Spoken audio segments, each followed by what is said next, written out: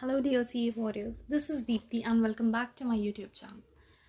So अभी ये जो बातें मैं करने जा रही हूँ ना, ये आपके लिए बहुत ज़्यादा हेल्पफुल हो सकती है। सबसे पहली चीज़ है, अब एग्ज़ाम्स को बहुत बहुत बहुत बहुत कम टाइम बचा है, तो आई नो कि the level of anxiety nervousness जो इस टाइम पे होगी और आपको कुछ समझ में नहीं आ रहा होगा कि एग्जैक्टली अब हमें क्या करना चाहिए, हमारी प्रिपरेशंस हमें कैसे कंटिन्यू करनी चाहिए, किन चीज़ों को इम्पोर्टेंस देनी चाहिए, किन चीज़ों को इम्पोर्टेंस नहीं देनी चाहिए, राइट। सबसे पहले तो अगर आपकी अभी भी प्रॉपर प्लानिंग नहीं है, जो आपका बचा हुआ टाइम है ना, उसको अच्छे से प्लान करो। और जो आपका 1.5 दिन का गैप होता है एग्ज़ाम्स का, उसको अच्छे से प्लान करो। अगर आपने वो अभी नहीं किया तो आपके लिए चीज़ें बहुत ज़्यादा डिफ़िकल्ट हो जाएंगी, trust me. And I don't want you to repeat the mistakes that I did during my journey. So बहुत ज़रूरी है कि आप इस टाइम पे अपने आप को काम रखो। अगर मैं आपसे अपनी स्टोरी शेयर करूँ, the time when I had cleared my first group of CA final, that was back in November 2019, and I almost would have cleared both the groups because I had scored 390 in total. And second group में मैं सब में पास थी, सब DT में मुझे 36 था।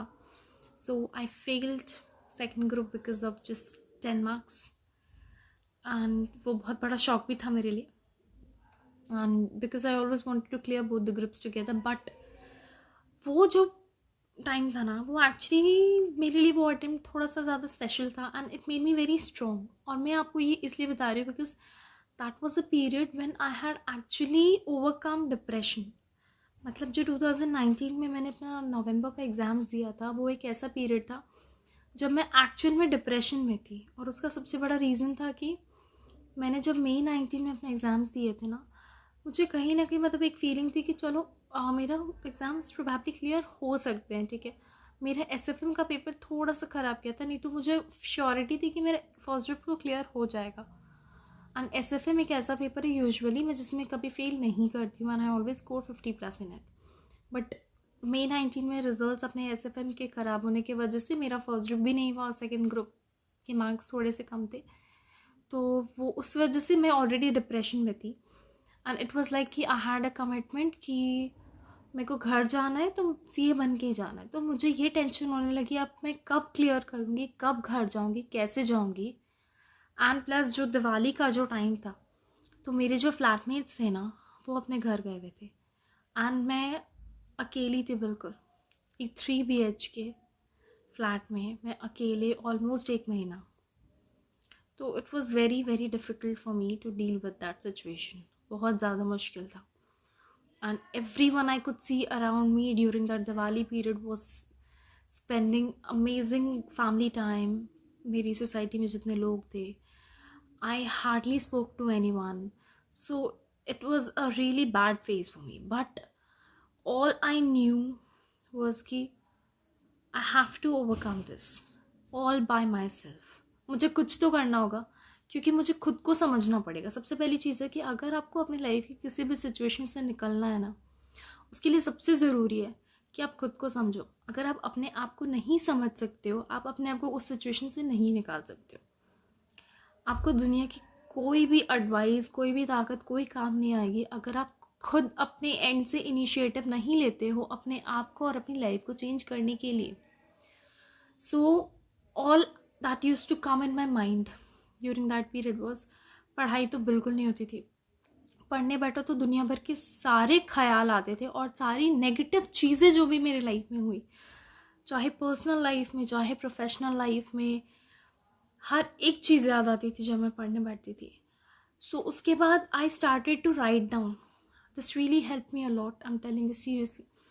आई started to write down whatever negative use to come in my mind, and उसके अगेंस्ट में पॉजिटिव पॉइंट लिखती थी कि अगर मैं डिप्रेशन में जा रही हूँ तो बिकॉज मुझे लगता है मेरी लाइफ में कोई चीज़ की कमी है, या there is something lacking in my life, right. There are some lack in my life.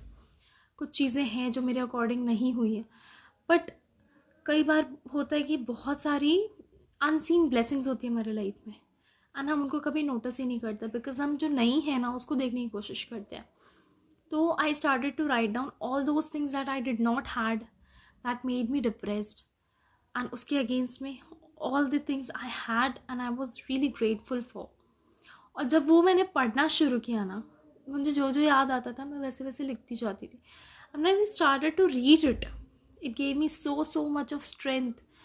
And एक चीज़ मैंने रियलाइज़ की उस टाइम पे कि अगर आपको अपनी लाइफ में कुछ अचीव करना है ना, all you have to do is give your 100%, give your 100%, अपना बेस्ट दो, बाकी सब अपने भगवान पे छोड़ दो. कुछ चीज़ें होती हैं जो आपको अपने ईश्वर पे छोड़नी पड़ती हैं, क्योंकि वो आपके हाथ में है ही नहीं. जब वो आपके हाथ में है ही नहीं, उस चीज़ को लेके आप परेशान होकर क्या करोगे? उस ऊपर वाले पे भरोसा रखो और उनके ऊपर छोड़ दो. और आपके हाथ में जो है वो है अपना 100% देना. So just give your 100% and leave everything on God, and then see how the magic begins. And अपने आप को पॉजिटिव रखना बहुत ज़रूरी है. खुद को डिजर्विंग समझना ज़रूरी है. अपने आप को डाउट करना बंद करो. अपने आसपास हर चीज़ को नेगेटिवली देखना बंद करो. Try to see everything positively. Try to feel the beauty of life even when you're having your exams. Don't miss out on chirping of the birds. Don't miss out doing some painting or drawing, giving some time even for 10-15 minutes, half an hour, जो भी आप दे रहे हो ना किसी ऐसी चीज़ को जो आपको खुशी दे रही है और आपके दिल को सुकून दे रही है, वो आपको कितना ज़्यादा हेल्प कर सकती है आपके एग्ज़ाम प्रिपरेशंस में, आपको कोई आइडिया नहीं है. ट्राई इट एंड देखो उससे आपकी प्रिपरेशन लेवल कितनी ज़्यादा बूस्ट अप होगी. This is something I am sharing with you with my personal experience. So let's try something differently in our life and all the very best for your CA preparations. And I hope आप सब बहुत जल्दी CA बन जाओ, so that I can congratulate all of you and do a warm welcome of you in the CA fraternity as a member. All the best. Bye. Take care.